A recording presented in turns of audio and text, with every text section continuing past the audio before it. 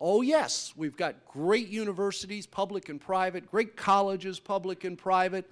Our K through 12 system seems to get better every year. Folks, when I came up here in 1994, and I kid you not, our K through 12 system was the laughing stock of the United States.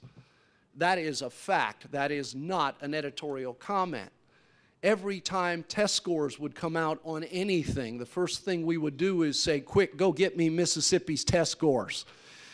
Because we had a pretty good idea that maybe we wouldn't be 50th. That was no way to run a railroad, and over that time we've made some profound and important decisions for our education system at all levels. But the commitment we've still not made as a state is the one that North Carolina made 50 years ago. Are we or are we not going to add the third leg of that economic development stool and create a knowledge-based economy in the Sunshine State for the 21st century?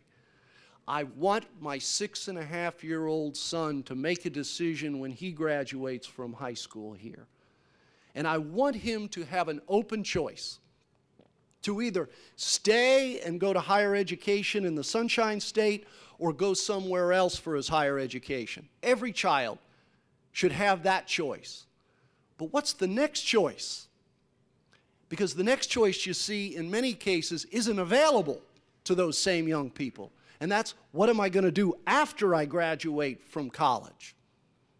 Does Florida have the portfolio of high-wage, high-skill, high-tech jobs that will allow my son to stay here and not only be educated, but live here, work here, do the job we educate him to do, or come back from another university and say, I'm going to make my stake in the Sunshine State for me and for the family that I will rear here? Folks, one of the biggest exports that Florida still has today are some of its best and brightest young people who don't have the choice.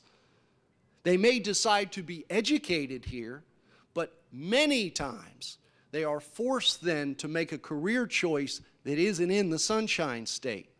Because, in my opinion, we've yet to make the commitment to a knowledge-based economy.